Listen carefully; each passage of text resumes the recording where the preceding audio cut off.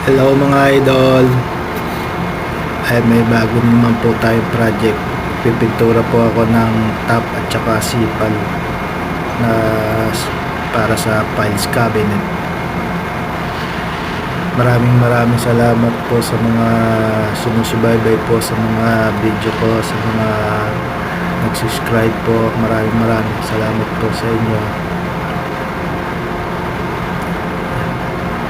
Paki-share naman po itong video para po mas marami po makapanood sa mga ina-upload kong video.